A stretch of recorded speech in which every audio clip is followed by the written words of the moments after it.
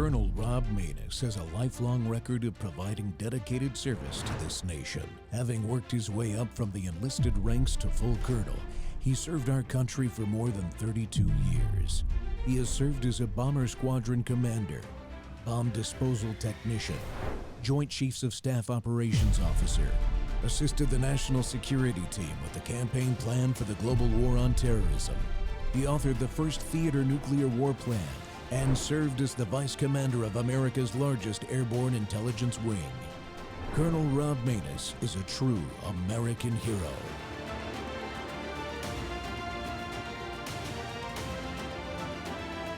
This is Rob Maness Live. I just want to thank you all. Look, great certainty has been brought back to the economy of the United States and actually the economy of the world, because we generate so much in the world. We're the biggest in the world, and we're now the strongest by far. We were a country that was dead 1.5 years ago. Now we have the hottest country in the world. We're going to keep it that way. Thank you very much, everybody. Thank you. Thank you very much. Thank you, Mr. President. Did you say 32,000 were killed in Iran, sir? Ladies and gentlemen, welcome back to the Rob Maness Show. We're live on Worldview Tube and our X Spaces simulcast. It's More War Monday, and today we're diving headfirst into why tariffs aren't just an economic tool. They're critical national security imperative. You just saw that clip from President Trump walking out. We're starting at the end of his press conference. Walking out after dropping a bombshell at the press conference, despite the Supreme Court's ruling blocking some of his tariff authority under the IEEPA. He's not backing down, not 1 inch. By the way, IEEPA is the emergency law that he's supposed to be able to use at his discretion, not the Supreme Court's. Instead, he's quadrupling down, invoking alternatives like Sections 232, 301, and now a brand new 10% global tariff under Section 122. And I know I'm chuckling, but this is deadly serious business. Effective immediately, all existing tariffs will stay in full force. That is leadership, folks, protecting American workers, our supply chains, and our sovereignty from foreign exploitation.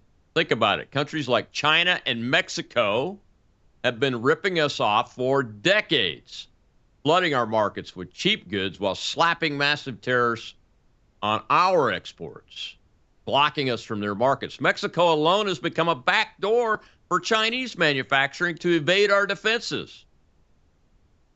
But as Treasury Secretary Scott Bessent made crystal clear in his hard-hitting statement, economic sovereignty is non-negotiable. These tariffs are not punishments. They are shields to the strength of America.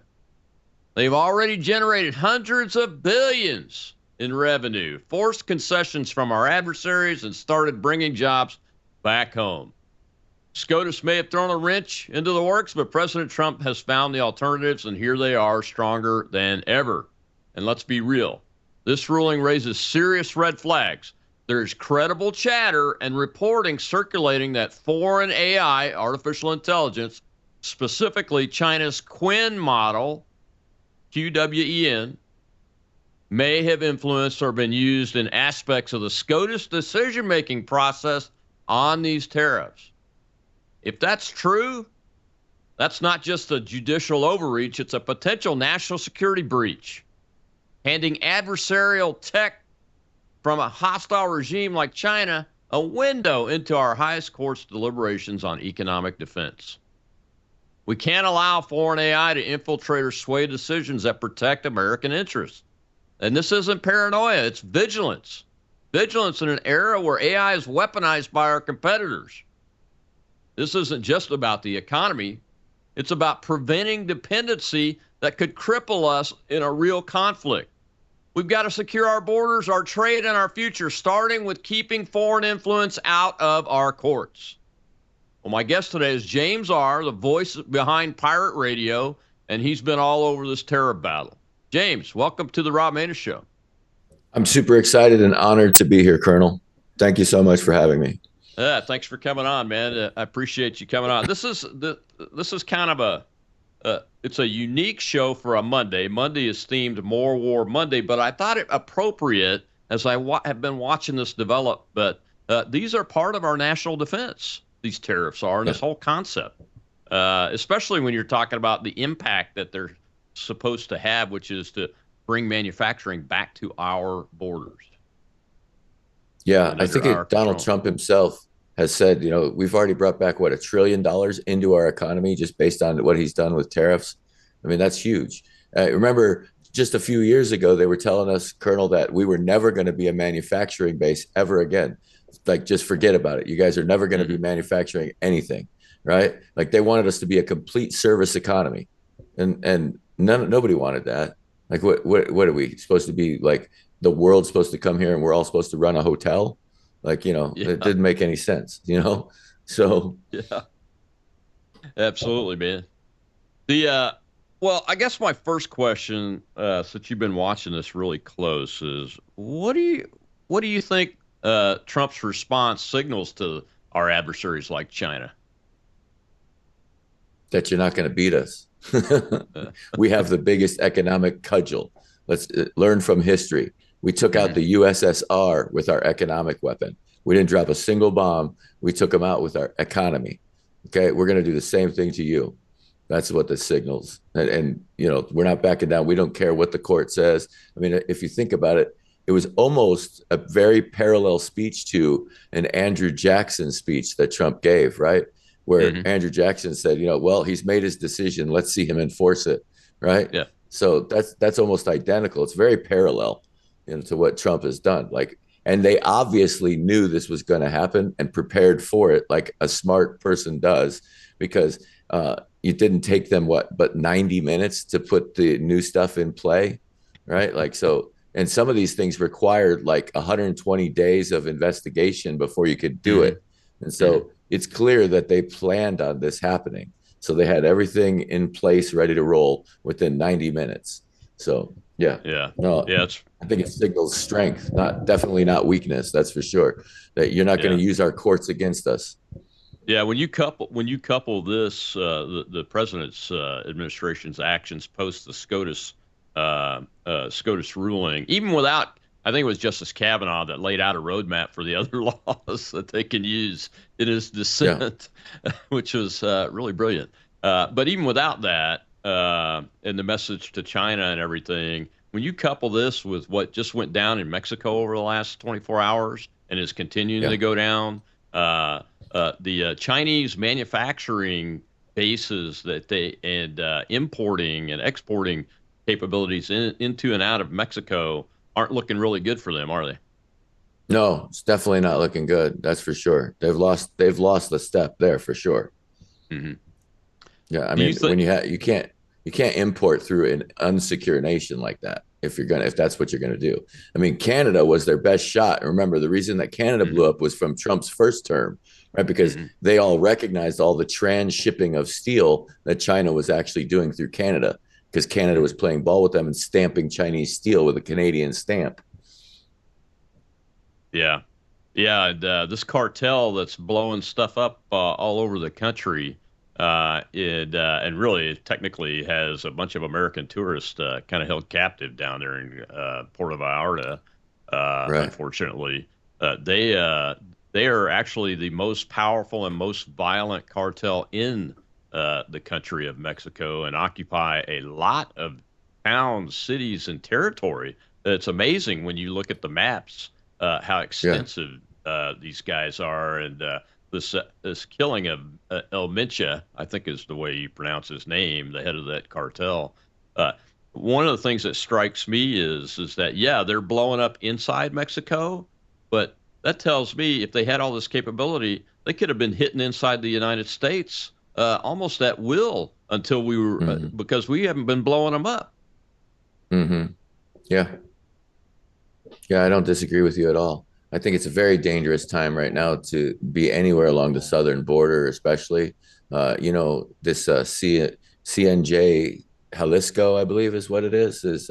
Like you said, these are the players in town, so to speak. These are the guys that they got better arms than most armies around the third world.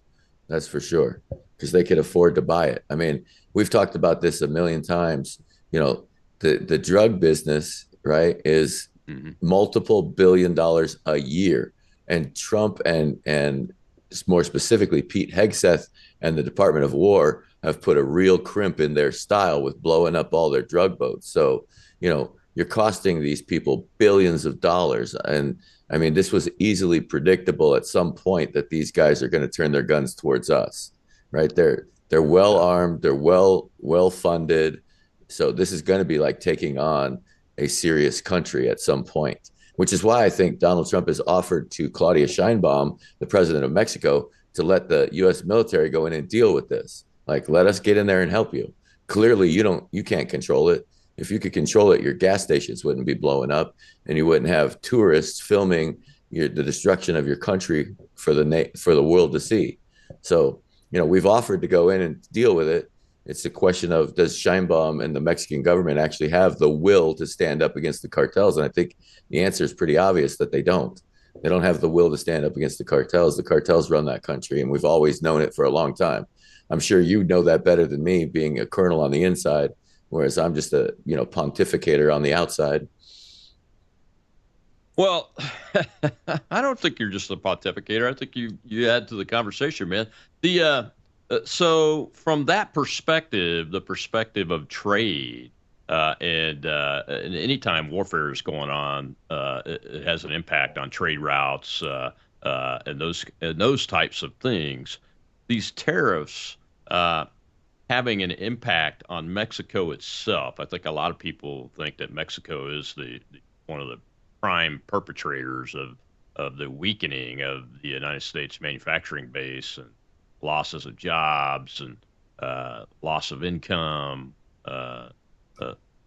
driving wages down, not to mention putting all the illegals in, letting the illegals come up from South and Central America into their country to get into our country during the Biden administration.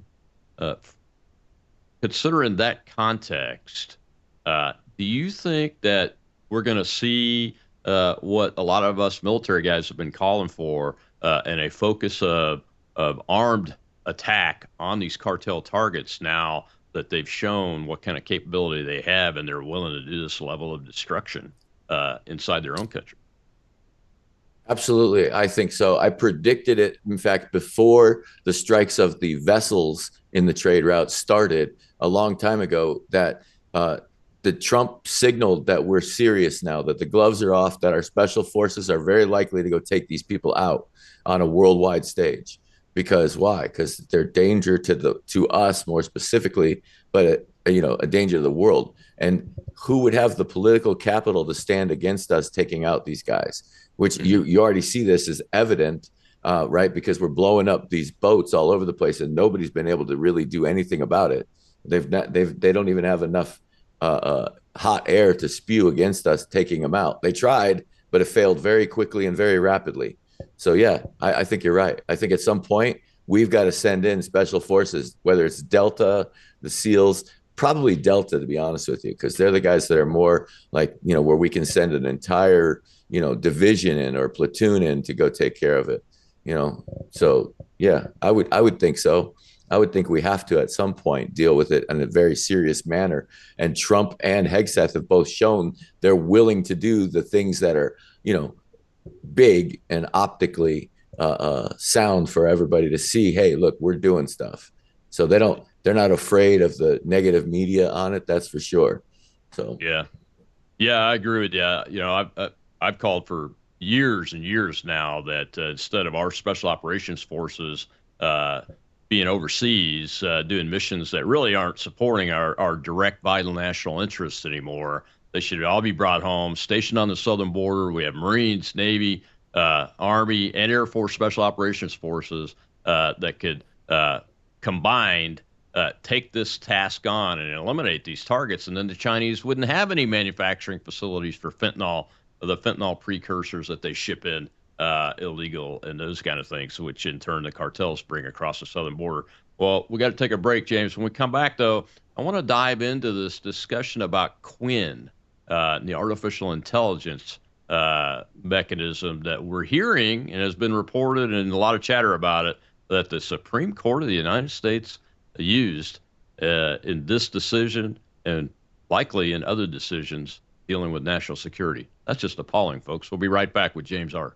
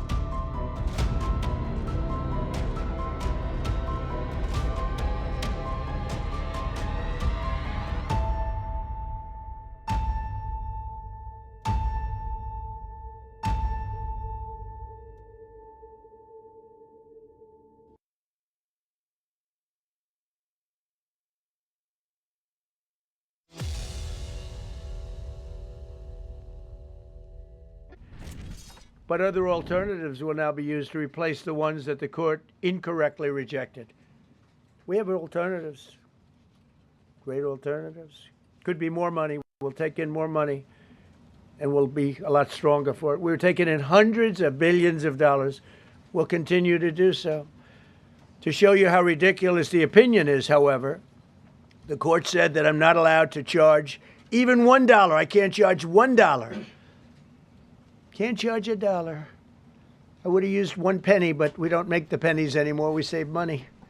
Welcome back to the Rob Maness Show. It's More War Monday, and we're live on World YouTube and our X Spaces simulcasts and all of our social media channels. Go over to YouTube, the Rob Maness Show, and throw us a subscribe there if you like what you're seeing and hearing, especially the new shorts that we've started doing about 2 weeks ago. A lot of popularity there. Well, my guest today is James R., the voice of pirate radio. Today we're talking tariffs, we're talking national security, we're talking about the guerrilla warfare that's happening in Mexico from the cartel down there that's gone absolutely ballistic because their leader was killed, and word was just coming out and being reported reliably that that our Navy SEAL team was sent into Mexico to train the operators that pulled off that successful operation that killed El Mencha, that started off all of this insurgent and guerrilla warfare that's happening right now all across the southern half of the country of Mexico.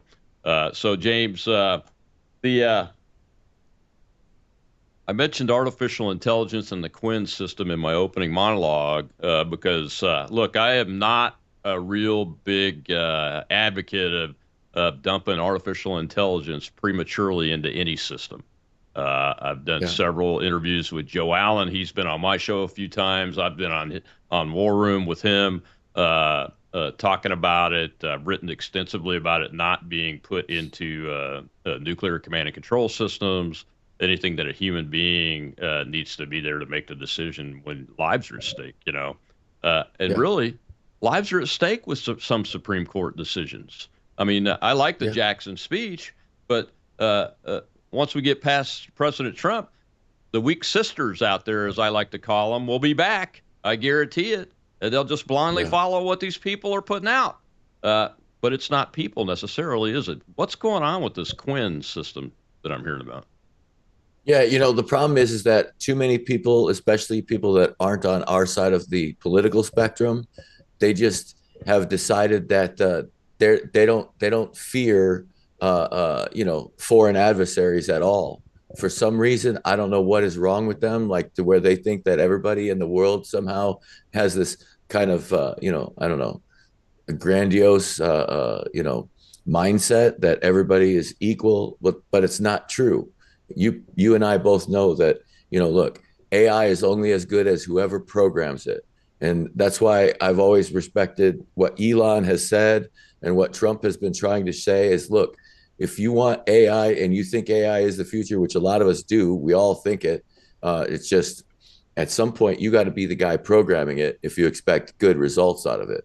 right? If your enemy's the one programming it, you're going to get bad results. So the people that don't respect that are the people that use these Chinese-made AI apps and incorporate them into their apps.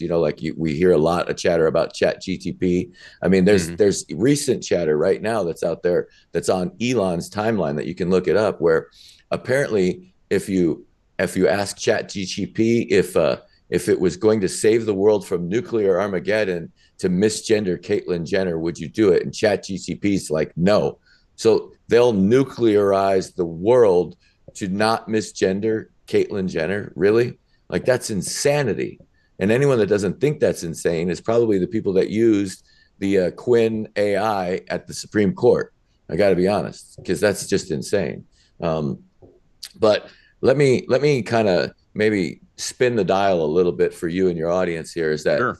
even if Qwen AI was used in this decision, look, from a pure legal lens, my partner John Thaler and I on Friday covered this. From a pure legal lens, it didn't affect this, because everybody's making emotional arguments about this, including the president, when it's pure legal, right? Is the major question doctrine, which actually is going to protect us from a future president.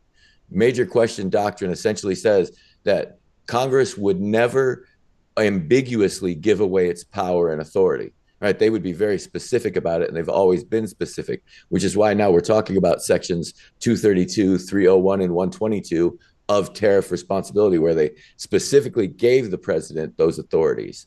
And so this IEEPA thing was never specifically spelled out. So the decision came out correct. I know there's going to be people in your audience that hate me for saying that, but to be honest, the decision was correct. And as good a job as Brett Kavanaugh did at giving the roadmap to President Trump, he was also very weak in his statement. And I do not respect the weakness in his statement of saying, hey, since the president has all these other authorities, let's just get out of his way and let him do whatever he wants. You want to talk about no kings? How about we start with Brett Kavanaugh? What kind of attitude is that, Brett? I mean, come on, get out of a president's way just because he has other ways to do that. That's not the way the law works. So, yeah, I thought that was a horrible statement by Brett Kavanaugh, to be honest with you. I'm glad you brought that up, because, that's the problem, not just in the Supreme Court, but it's the problem in Congress, is that you have powerful people, leaders in Congress, that believe the same thing. Well, let's just get out of the president's way. Well, I'm all for getting out of the president's way when it's a clear authority and power enumerated to the executive branch under the Constitution of the United States, or a clear piece of legislation that appropriately assigns a power to the president of the United States that's not unconstitutional by the legislature. But this weakness on the parts of any of the three branches of the service of the government under the Constitution is inappropriate. It's wildly inappropriate for Americans to be thinking that way. Wildly. Yeah. I mean, you talk about authoritarianism, an invitation to authoritarianism. That's it. That's it. That's exactly right. That's 100% correct. Yeah, that's why. I don't mind what happened here at all. And I think people got upset for the wrong reasons, right? Like, the IEEPA, as you mentioned at the opening of the show, right? It's for the emergency powers to shut things down. He already had all these other authorities. So Congress was probably aware of the other authorities when they passed the IEEPA. They didn't think they needed to add a tariff control in there, which they didn't add. So again, we have to kick back to major question doctrine, so that, a future executive is not declaring some climate emergency and taxing gasoline vehicles out of existence like Governor Newsom wants to do. We can't have that. That's not how we're going to get by in this country, is to just stay out of a president's way and allow authoritarianism to creep in. No, we cannot. We can't do that. Just because we like it right now, we'll hate it in the future. I promise you that. Like you're mentioning, right, with AI. You start creating the wrong laws now, you're going to hate it in the future. Mm-hmm. Oh, yeah. So sections 232 and 301, explain those to our audience as to why those are appropriate. Sure, because section 232 is for national security means, and it's generally product focused and long-term allowance of. And so in other words, you could have those tariffs on there for the next 30 years. All right. And because product focused. So AI, for example, you could tax AI from China out of existence in America. You could just get rid of it through tariff controls 232. So that's why this stuff's important. And then, I'm sorry, my notes just timed out on me. Give me 2 seconds, everybody. Yeah.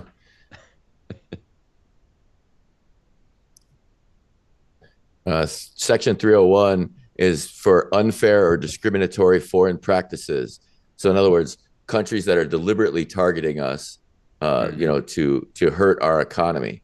That's basically what 301 is. So they're both national security type of instruments. So it allows you to have economic controls to defeat your enemy, just like we did. I mentioned at the top of the show with the USSR. A lot of people don't realize that we bankrupted the Soviet Union, and that's why the Berlin Wall came down, and that's how we won. People don't realize that. It wasn't the threat of any war. We economically destroyed them. They couldn't keep up with us. Yeah, President Reagan when spent Reagan them. came in and he increased the defense budget and went into a little more debt, but it was intentional as a strategy to cause the collapse of the Soviet Union. Exactly right. That's right. Yep. So in other words, we didn't really need to use the IEEPA because these authorities were already existing. What was it? Because of the timeline that it took, that it would have taken to get them in place by the time the president wanted them in place? Is that the issue as to why they didn't use it before? Yeah, that's correct. And there's other things in there too, like 232, I believe it is, that has a 4-year review process. So there's a mandatory 4-year review. So in other words, they have to take 4 years to study of how this tariff is going to affect everything. And they have to, you can't just look back. You can't just look back 4 years in time. Yeah, but you have to do the work, right? So that's the problem. That's always the problem, right? Is like you have to create the issues. And like I mentioned before on I think it's on 301 that you have to have 100. No, it's the section 122 that you have to have I think it's a 240-day lead up investigation, right? So you have to study and make sure that you understand what's about to happen. So yeah, there's timelines and investigations, and 301 is an investigatory thing. That's another thing people don't understand, right? So is that you have to actually have an investigation started, and then the investigation has to determine what you need it to determine. Whereas Trump's like, no, look, we're not dealing with this. We're just going to get this done. So IEEPA was faster. That's the bottom line. It was faster. It was more nimble for the president to use that under that statute. Well, that makes sense. So on this artificial intelligence model, this Qwen thing, this is a known CCP, Chinese AI software, right? Mm-hmm. And that's why people are up in arms about it being used by an entity of the United States government. Don't we have laws that prohibit United States government entities from using like communist countries as their contractors? Yeah, but I don't think that affects the administration so much as it affects individuals within an administration. You know what I'm saying? So in other words, like, you can't do those things, but if the commander in chief says, "Hey, this is how we're going to run things," that's just sorry. There's nothing that restricts the authority of the executive that's outside of the Constitution. So you can write all the statute you want, right? But unless some president has voluntarily given away their authority, no, it's not going to happen. So the administration calls the shots. I think we've talked about that 100 times, right? As administration goes. Yeah. So hypothetically, if the Soviet Union existed today and they had set up these companies across the world, like China's Communist Party has done, there's nothing going to be stopped if a president said, "I'm going to use them as a contractor for a national security purpose." Right. Wow. Yeah. I mean, let's face it. As well as I do, right, that the most of the chips inside our fighter jets are literally manufactured inside the borders of communist China. It's not even Taiwan anymore. So, I mean, if we can do that, we could do any of this, right? There's no way we can't do it. And now we're fighting to get them out. As long as it's official. Yeah. Now we're exactly. fighting to get them out of those jets because those jets are being used and our people are flying them in. We got to take another break. Hopefully next segment we'll get some questions from the audience. I know they listen to you all the time and they listen to me all the time. You would think that the live audience would have more questions. We'll be right back with JamesR, the voice of pirate radio. We're talking tariffs, national security, why it's important to be aware if artificial intelligence is being used to help make decisions like Supreme Court decisions. We'll be right back.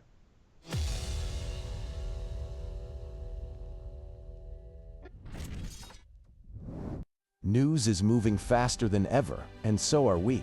Worldview Tube brings you 24/7 live stream coverage and now real-time alerts when it matters most. Once you have the Worldview Tube app installed, exit the app and navigate your way to Settings. In Settings, locate the tab labeled Notifications. Select the Notifications tab. Scroll down until you locate the Worldview Tube app icon. Select the tab, and here you can turn on and customize your notification experience for the Worldview Tube app. News doesn't wait, and neither should you. Turn on push notifications to stay informed. Every headline as it happens.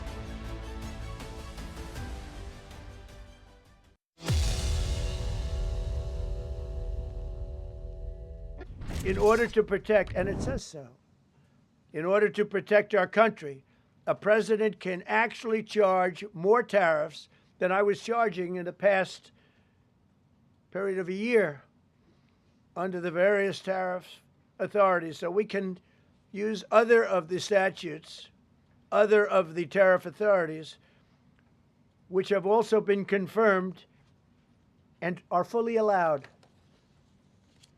Therefore, effective immediately, all national security tariffs under Section 232 and existing Section 301 tariffs, they're existing, they're there, remain in place, fully in place, and in full force and effect. Today, I will sign an order to impose a 10% global tariff under Section 122 over and above our normal tariffs already being charged. And we're also initiating several Section 301 and other investigations to protect our country from unfair trading practices of other countries and companies. Thank you for your attention to this matter, and I say quite simply, which I've said for a long time, make America great again. And interestingly, we've already made it great, so I don't have to use that, but I don't think we'll ever give up on MAGA. MAGA is always going to be with us. Never give up on MAGA. You know, President Trump didn't invent making America great again. It's been around since the 1770s. Folks, you are America.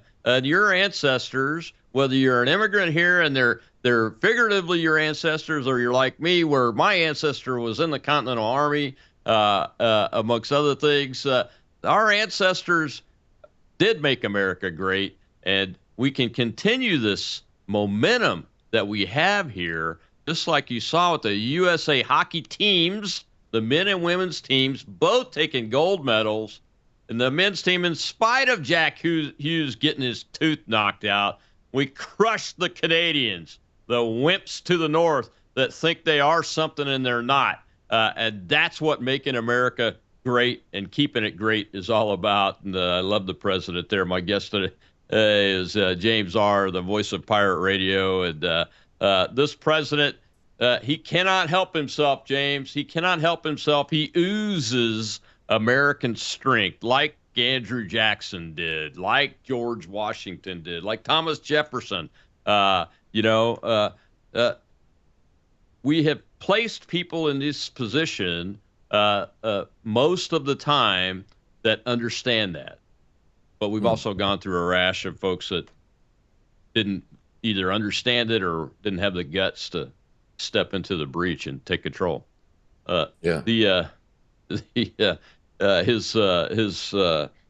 He liked and enjoyed saying, I can charge 10% more on the tariffs over the last year.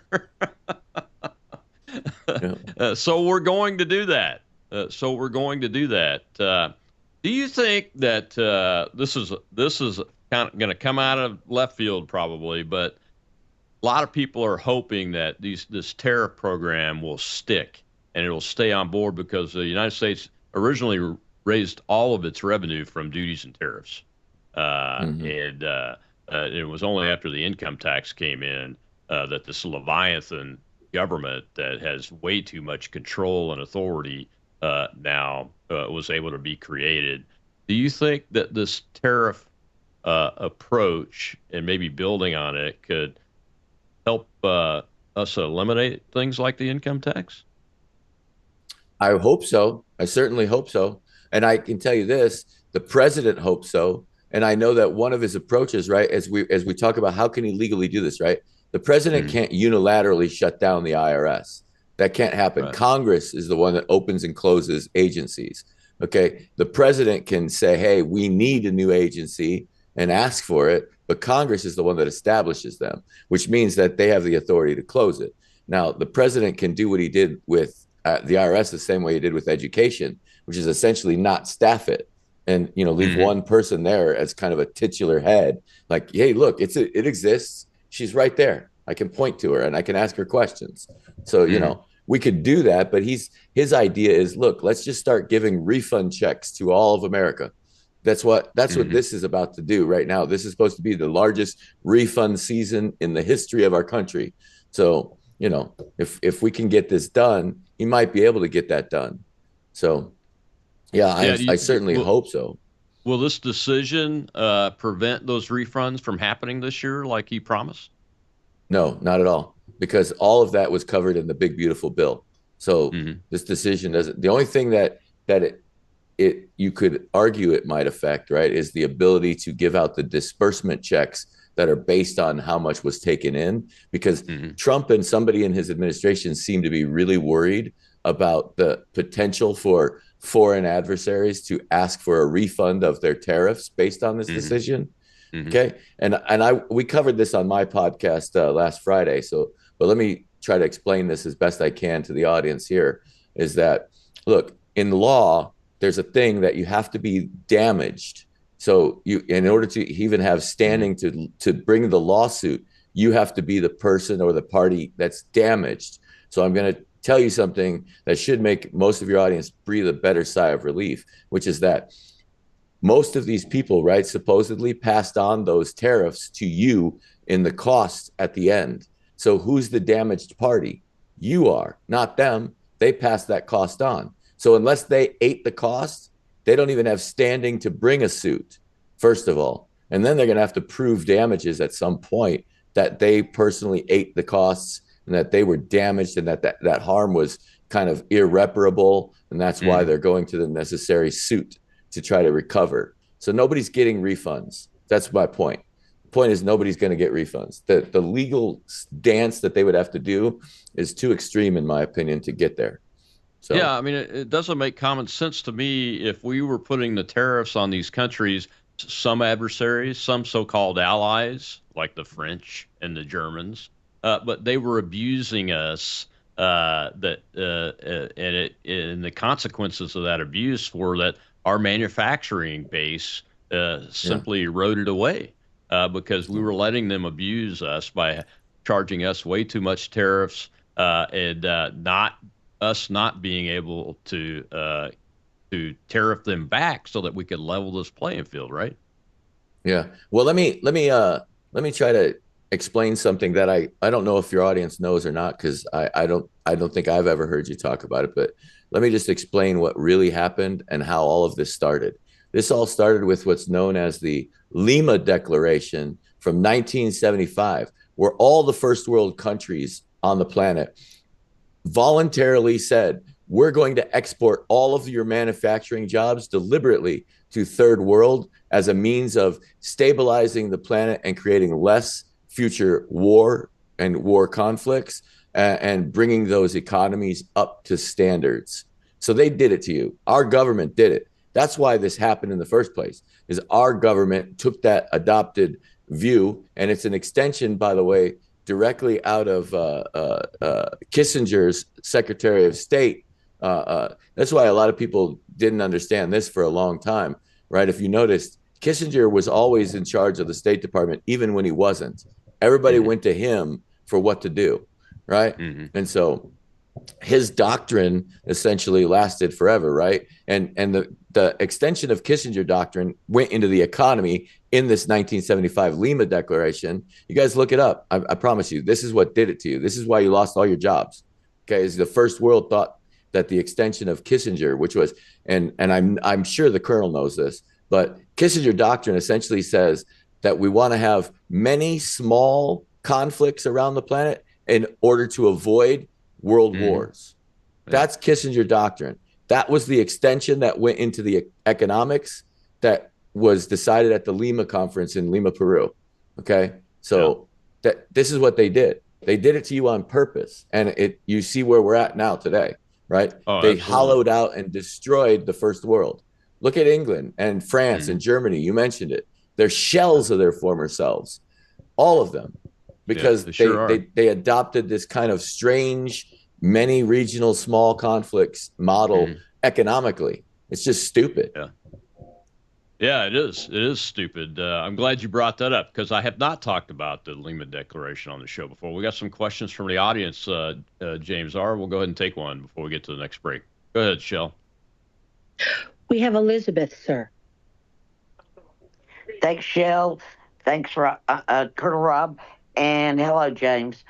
My question is, if all of these others that President Trump can do to get the tariffs have to be investigated for months on end, and the Congress, let's face it, isn't doing anything anyway, why would that benefit us to go with a different route? I don't think I understood the question very well. Why would it benefit us to go a different route? Do you mean the IEEPA route, or do you mean to go with these new 232, 301s, and 122 routes? Correct. Since he was able to do the EE one faster, and the other ones take months of investigations. Well, here's the thing, right, is that he has total legal authority to do Section 232 or 301, 122. These are firmly established legal authorities that Congress gave him. So that's the main thing, is that nobody can second guess it. They can't sue to stop it. You can't have a lower court insert itself again. By the way, here's an aspect of the decision that nobody's talking about, and I think everybody should be talking about. The decision also ordered the federal district court to dismiss its case and to get out of the way, that it knew better than to bring this case in the first place, that this all belonged in the federal claims of trade court. Okay, so yeah, this is a huge deal. Federal district court is basically ordered to dismiss the case and to stay out of his way. So yeah, it's a big deal to do this the right way.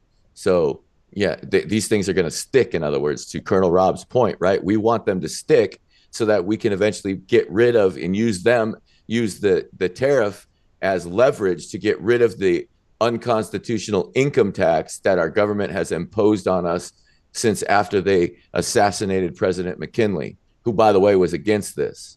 Okay, so go back and look at the establishments of these things, right? Is that your government didn't do it until after all the powerful, influential people that were against it were dead.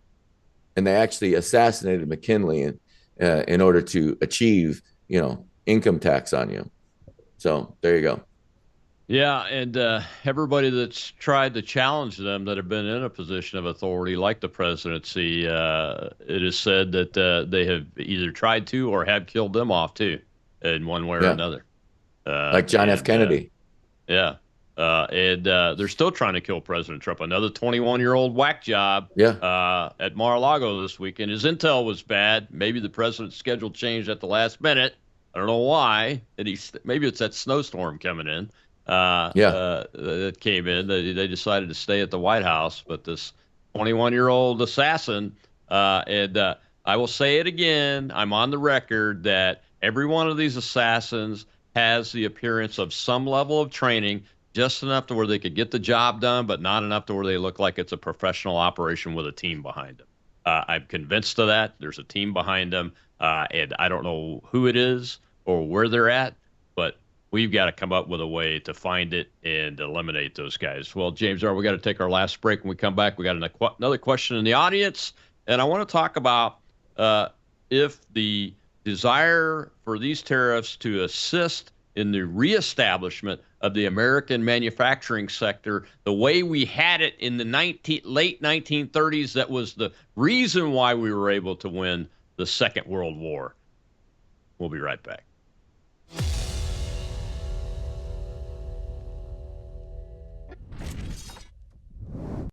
Hello, I'm Brandon House. Would you like to gain access to over 20 years of my radio shows, TV shows, my books? I've written 15 books, and most of those books are ebooks now. And we have conference DVDs, conferences where we filmed our conferences at the Ozarks, literally starting 20 years ago.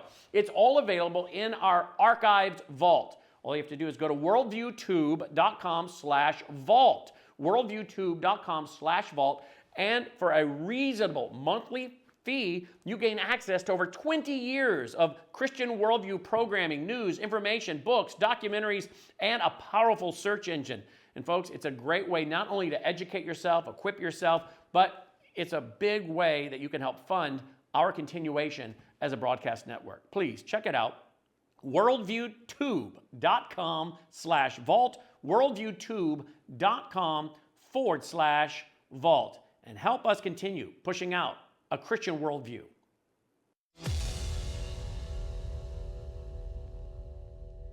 And he has made clear that we cannot compromise on economic sovereignty, accept structural vulnerabilities, or allow strategic industries to erode as a result of outdated or misguided assumption. At President Trump's direction, our administration has therefore made economic security the centerpiece of our economic policy. Today, I will share our strategy for putting America first by reprioritizing economic security, which rests on three pillars. First, industrial and technological dominance. Second, investment in America. Third, preparedness. From the earliest days of the Republic, our founding fathers understood that independence required economic security. The ability to produce essential goods, sustain public credit, and foster domestic industry was seen as the foundation of sovereignty by Alexander Hamilton. And it still is. Welcome back to the Rob Maness Show on Worldview Tube and our X Spaces simulcast. Folks, you can find us on all of my social medias. Most of them are @ Rob Maness. Type that in, including on TikTok. Yes, I'm over there with my short video clips. So subscribe to us there. Someday we'll be able to go live on that platform. But we're also everywhere else, and @COL Rob Maness on Facebook and Instagram. And my guest today is JamesR, the voice of pirate radio. We're talking more Monday and the national security requirements that have established that the tariffs are protective in nature. You just heard the Treasury Secretary lay that out from a historical, from a current president's orders perspective, his strategic intent, to the historical perspective of one of the greats like Alexander Hamilton, who all of our founding fathers worked with, especially from an economic perspective, and did not disagree with him much at all along this lines. That it shores up our manufacturing base was one of the three tenets that Scott just talked about of this strategy, and that has been all the way back to the country's inception. And JamesR, the voice of pirate radio, is my guest today. And James, we got some more questions. Let's take a question real quick from the audience, and then we'll talk about this manufacturing base. Go ahead, Joe. We have Nathan, sir. Thanks. Good afternoon, Colonel Show. James, Mike Johnson is tabling a bill that Massey has to end the Fed. Maybe that's a fear of assassination. But my question is, do we know the chain of custody, so to speak, for the recommendations to get this Chinese software in the judicial? Because it seems like it's a big layup to wreck Trump's plans and potentially some people profiting off of it as well with the returns.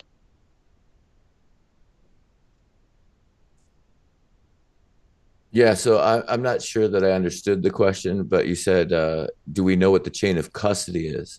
And I would assume that the president is going to have, people that can figure that out, look into that.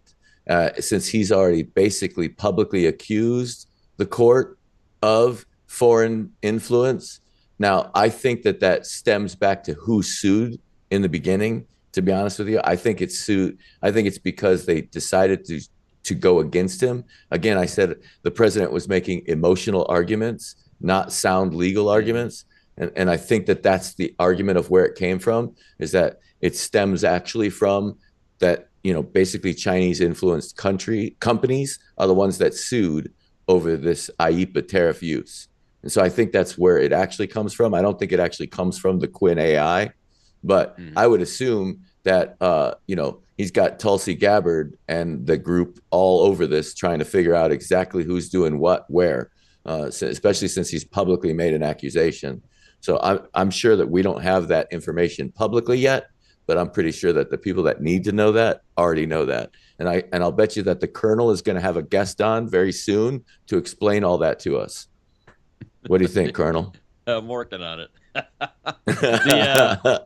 I'm working on it, but definitely Tulsi Gabbard's organization, the Directorate of National Intelligence, has been looking at Chinese companies well before even she took the spot.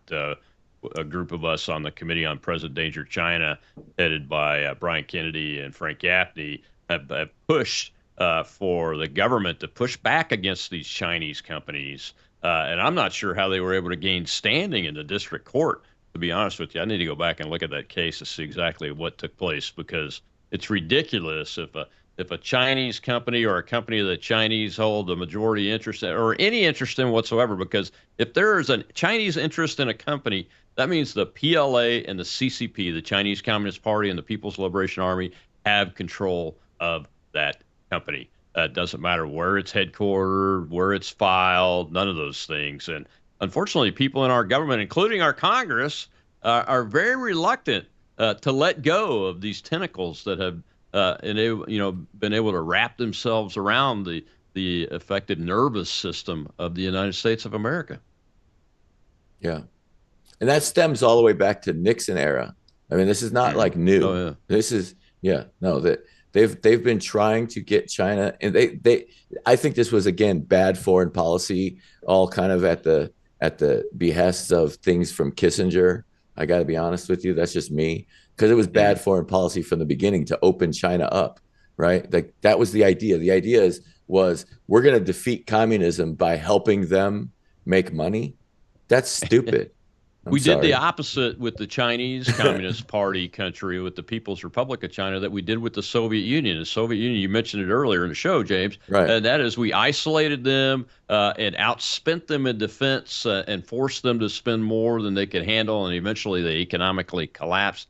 With the Chinese, we made a conscious decision to create an economic powerhouse out of a communist country, and now look what we're facing. A communist country, they're building their third full aircraft carrier.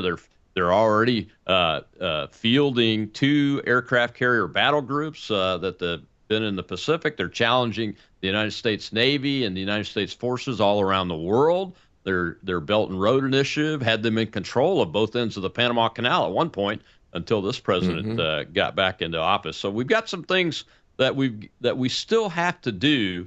And hopefully this president's team will be able to break enough information out so that he can take the appropriate action on it. But the Congress has got to get some of this stuff put into legislation, man, because manufacturing base, I mean, the whole idea, that third tenet of economic policy that Bessent and Hamilton talked about, is having a robust industrial base. In the late 1930s, we had a robust civilian industrial base that was able to, after the Pearl Harbor attack, able to transform itself because they were patriots, but they were the leading technology and leading builders and innovators of that day. But it was so big that by the end of World War II, I mean, we were building, a Liberty ship a month, 10,000 B-17s in a month. I mean, it's an ungodly amount of material and men we were able to field by the end of World War II. And it's because of that industrial base that we've spent the last 50 years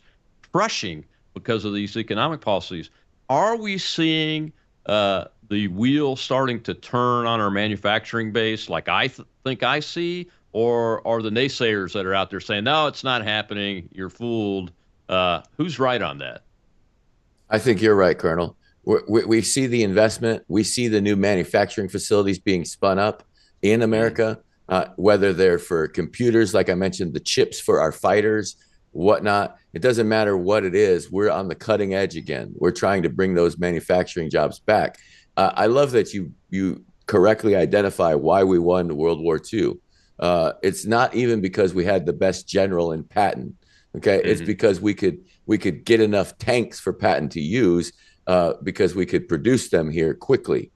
We were outbuilding the Germans by a factor, I think it was a 10 factor on everything, whether it be planes, tanks, ammunition, and that's because we understood the assembly line more than anything, right? I mean, we had the famous Rosita Riveter, right? Could work at any manufacturing facility in the country. And because we had the facilities, we retooled them all within, months. And we were able to produce, a new bomber every 24 hours. I mean, do people understand the advantage that gives us? That's why we beat the Germans. We out-manufactured them. Yeah, that's no doubt. I said 10,000 bombers in a month. That was a misspeak. We actually destroyed 10,000 brand new bombers that had never been used before on the ground after World War II. That's how many we were building. We got one more question. We're coming down to the end of the show, James, but let's see if we can get this question in. Go ahead, Shel. We have Jeremiah, sir. Hey, guys. Thanks for taking my question. I just wanted to come up here when I had two great minds in one room. You kind of already touched on points I was going to make with President McKinley getting assassinated over the tariffs and whatnot. But as far as it comes with the Supreme Court rejecting President Trump's tariffs, do you think that was kind of they knew that was going to happen and maybe a setup to expose that foreign influence? Because the way I see it is that he knew they were going to push back and he had other options he could have taken to eliminate the time. So when he came out and made his speech, one of the key things that I picked up on was he said that he pointed out that it took them months to make this decision when they could have made it instantly, which just prolonged it. And then, obviously calling them out on the foreign influence or whatnot. What are your thoughts on that? Yeah, you know what? That's a factor I haven't touched on yet today. So let me talk about that real quick. Is that the fact that they took so long actually was a benefit to President Trump and to us. Yeah. For him, it gave him time to establish the effectiveness of the tariff model. And so, yeah, they actually bought him time that helped America. It didn't hurt us. That wasn't a hindrance. Again, why I say the president's making a lot of emotional arguments, not well-reasoned legal ones. So yes, was he prepared to lose? Absolutely. But any good commander, and Colonel Rob can tell you that, is always going to prepare for the worst case scenario as well as the best, right? You prepare and you plan for the worst and you hope for the best. That should be a locked in logic for everybody, but especially commanders, especially people in charge of anything, whether it's a Dunkin' Donuts or the United States of America. You better plan for the worst and hope for the best. So that's what they did. Absolutely. And this president, you know him, but just here's a little insight. My friend Russell Vogt, who's the head of OMB, Office of Management and Budget, was at the end of the first Trump administration. He had been planning the personnel piece to this since the day the president walked by his office door and told him to be ready on January 20th, 2021. As he was walking out of the building. And these folks are planners. They're exceptional at it. They get caught by surprise by very, very few things. So let's talk about the foreign influence thing. I don't know if it was a plan to take down the foreign influence piece, but obviously there's evidence leaking out and bubbling up and being chattered about. So this president is very good at not just pivoting, but at seeing a target identifying the target correctly, and then quickly pivoting to put his focus and his radar on that target. Well, JamesR, thank you so much for coming today. This is a complex subject. I appreciate you coming on. It's been way too long. I've been wanting to get you guys on for a while. I know you and John have a book coming out. I'm going to get you both back on to talk about the book once it comes out, because it's going to be really good. Thanks for coming on.